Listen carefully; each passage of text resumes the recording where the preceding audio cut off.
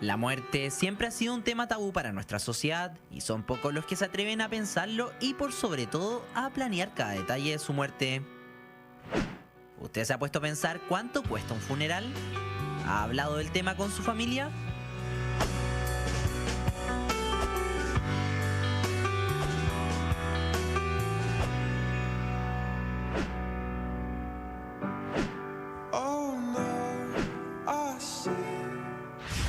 Es que todo esto sumaría entre 500.000 pesos y 40 millones para realizar un funeral en nuestro país. De invitado a una nueva mañana de Cooperativa, el hijo del tarotista de Bienvenidos, Pedro Engel, reveló cómo su padre se estaría preparando para su muerte. No, él no se va a cremar.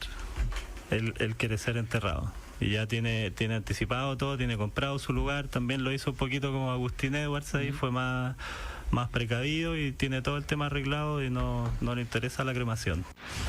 ¿Quién se iba a imaginar que Pedrito Engel tendría planeada hasta su muerte? A raíz de esto surgen las siguientes interrogantes. ¿Es sano hablar de la muerte? ¿Es bueno tener planeado el día de nuestros funerales? Aquí no se habla de la muerte, no tenemos conciencia, todos evitamos hablar de la muerte y por lo tanto cuando él reconoce no tenerle miedo a la muerte y estar preparando su muerte de alguna manera más positiva, te abre un camino al no temerle, pero preparar así como buscar todos los elementos, cómo lo voy a hacer, qué va a pasar, es como no estar viviéndolo aquí y el ahora. Yo soy reacia a proyectarse en el futuro. Por lo mismo fuimos a preguntarle a nuestros famosos, ¿han pensado en el día de su muerte? ¿O será que nuestros famosos le tienen miedo a su último día de vida? A veces me lo imagino y como que pienso en eso y ya me dan ganas de llorar y que no me puedo morir, y pienso en mi familia, etcétera. Entonces, no es opción. A veces como uno dice cosas así como me gustaría solamente rosas, rojas, un ejemplo. No, ¿quién va a estar preparado a la muerte? Yo creo que nadie está preparado, pero si lo piensan así, si ya lo armaron de esta manera, bacán por ellos, pero yo no ni pensar en eso. La verdad que siempre ha sido un poco morbo, en mi caso, pensar en cómo sería mi funeral. He pensado siempre, pero de forma muy anecdótica, en cómo sería mi muerte, cómo sería mi funeral. Pero desde el lado de los más místicos, Latife nos comenta lo relevante que es para ellos tener claro el último día de su vida. Pero para las personas espiritualmente evolucionadas sí es un tema normal, porque es un tema que tú te replanteas a cada rato, porque si sabes y entiendes que la vida es un ciclo, tiene comienzo y final. Entonces, si Pedro está ordenando todo y quiere hacer las cosas como las quiere hacer, es porque él ya ha trabajado el tema y debe tener más o menos claro las épocas, cuándo va a ser todo ese proceso. Si él quiere es ser enterrado y no quemado, por ejemplo, como me lo estás explicando tú, es porque él entiende que el ciclo es como, él quiere estar en tierra, como volver a ser polvo y renacer de ahí y ser un aporte como para la naturaleza.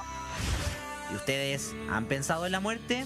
¿Es como Pedro Engel y tienen listo todo para ese tan poco esperado día? Ahí estábamos viendo, ¿no es cierto? A ver, para contextualizar bien, el hijo de Pedro Engel, que Simón, es a quien estamos escuchando ahí, ¿no es cierto? Él tiene un negocio donde vende ánforas, sí, efectivamente, y por eso comienzan a hablar sobre la muerte y sobre si su padre quiere ser cremado o no. Y por eso él cuenta, ¿no es cierto?, que tiene ya compró su terreno, que quiere estar en la tierra, ¿no? Que ya compró, él quiere ser justamente enterrado, que claramente en esta relación familiar, en esta familia, la muerte no es un tabú. Para ellos no es un problema, lo conversan abiertamente. De hecho, él tiene un negocio relacionado a la muerte y que uno dice, así tendría que ser en la vida generalmente, no temer a hablar de la muerte y a organizar, porque cuando muere un ser querido, lamentablemente, y te encuentras con que, una cuestión súper práctica, te encontré con que no tienes el cementerio visto, no tienes nada comprado, no tienes un lugar donde caer muerto, como dice el dicho.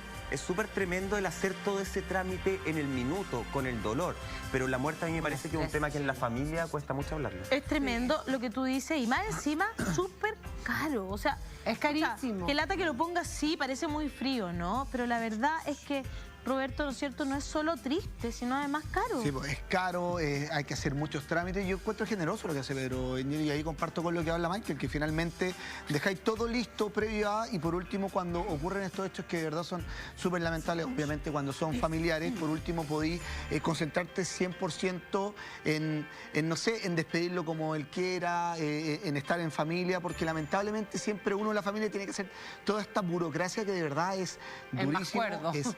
Sorry, y lo que dice Ale es muy caro. A mí, yo la otra vez, incluso acá al aire, me llamó el Parque El Recuerdo, y lo digo en serio, como que ya te están llamando para empezar a prepararte con esto, y de verdad que como que, claro, da mucho miedo hablar de estos temas, y uno como que prefiere evitarlos para como que no, como esta suerte de superstición que la estás buscando, etcétera, etcétera. Pero siento que hay que prepararse y hay que hacerlo de la forma más adecuada y más cómoda para los que se quedan acá en vida, ¿cachai? Sí, yo creo que lo complicado de todo esto, que uno ve los costos, no sé, del féretro, del lugar. Pero, aparte de que te morís, o sea, no te puedes ni morir tranquila. Claro, porque hay un montón de costos asociados. Hasta morirse es un cacho. Hasta morirse es complicado, o sea, aparte de la salud, aparte de la educación, o sea, ni siquiera puedes morirte en paz, porque tienes que pagar un montón de cosas. De hecho, yo creo, cremarse también es recaro, ¿no? Carísimo. Súper. Bueno, pero con respecto a lo que dice Pedro, a mí me parece que este es otro gesto de bondad de Pedro Engel, porque en el fondo es como dejar una preocupación menos para su familia. Cuando alguien prepara su muerte, también está quitándole una preocupación a sus hijos, a sus parientes, que van a tener que buscar un lugar, van a tener que armar un funeral. Entonces yo creo que eso también es un gesto de cariño. O sea, no quiero que tú te preocupes de esto, esto es un proceso natural y yo ya lo tengo planificado. Y además que contarle a los demás, quizás, ¿no es cierto? También es bueno que el resto sepa lo que tú quieres. Mariela, tenemos tweets porque está el público comentando con nosotros acerca de esto. A ver, dice Angélica Aranguis, dice... yo sí lo he pensado, pero a mi marido le da miedo. Mi único temor es el dolor. Pero me gustaría evitar todo ese trámite a mis hijos y familia. Debería ser normal hablar de ella y no un tema que provoque rechazos. Hay que ser prácticos. Y que justamente a mí me pasa eso, que yo la verdad es que creo que soy muy emocional, entonces no soy práctica. Para mí que alguien fallezca es terrible, y si tú a mí me cuentas que una persona que yo no tengo idea se murió de manera trágica, yo sufro un momento por esa situación, ¿cachai? Pero creo que tiene que ver con que todavía uno está haciendo tantas cosas que en el fondo yo creo mucho en la energía y en lo que uno atrae. Yo siento, qué pena por las funerarias, que les voy a hacer una pésima publicidad, que cuando uno abre los caminos para una situación, por ejemplo, si tú quieres tener pareja, yo les decía la otra vez, uno desocupa un lado del closet y pone su ropa y deja un espacio para que el otro llegue. Dos veladores. Si tú, para mí, si tú empiezas a hacer el trámite de lo que va a ser tu muerte, en cierta forma estás diciendo, estoy listo para que venga, y yo no estoy lista, porque tengo muchas cosas que hacer y porque esta vida ha sido muy bendecida para mí, entonces se me han presentado la oportunidad de hacer muchas cosas lindas que todavía... Tenemos un muy interesante Twitter, Claudia. A ver. Sebastián Lillo está ahí y dice, aunque nos cueste hablarlo y asimilarlo, nadie está ajeno a la muerte. Bien por Pedro, que ya tiene resuelto cómo quiere que lo despidan. Porque cuando ocurre ese momento y no se tiene nada visto con anticipación, los deudos hacen lo primero que pillan y se endeudan. A ver, sí, a mí me gusta tener las cosas bastante organizadas. En mi vida me manejo así, pero para mí yo creo que lo hago más normal porque quiero transmitirle a mis hijos, por ejemplo, desde que nacieron, que no es un sufrimiento el que uno se vaya de este mundo. Por lo tanto, si yo me voy a lo que yo hago en mi casa, generalmente voy a poner el ejemplo que les conté en pauta.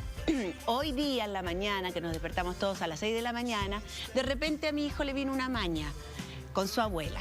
Entonces, cuando íbamos en el auto, llegamos al colegio. Y yo siempre les estoy diciendo el beso, el abrazo, antes de que se despidan, y se los digo todos los días porque uno no sabe lo que va a pasar en la vida. Ese momento que yo los estoy dejando ahí, yo me vengo a trabajar y a mí me puede pasar cualquier cosa, o a ellos, Dios no lo quiera. Entonces, hoy, puntualmente, le vino una maña a mi Benja y yo, cuando íbamos en el auto, le dije, ¿hasta cuándo vas a estar con esa maña? Tú te das cuenta que si este fuera el último minuto que nosotros compartimos, te pusiste a pensar la última hora, la última media hora, cómo has estado y cómo has sido. Entonces, ellos tienen conciencia y lo que intento yo es siempre, no por generarle un miedo, sino generarle quizás el que ellos aterricen cuando pasan estas situaciones, que hay veces que uno como tonto se pone de mal humor, mañoso, y no se da cuenta que si ese fuera nuestro último minuto, uno pasó la última media hora con esa persona amada en un mal rato. Uy, absolutamente, Claudia, lo que tú haces. Absolutamente tonto. Entonces trato de, y siempre he tratado, yo soy cobarde, yo se los he contado, yo siempre he dicho, ojalá parta yo antes que mi madre, porque no podría soportarlo.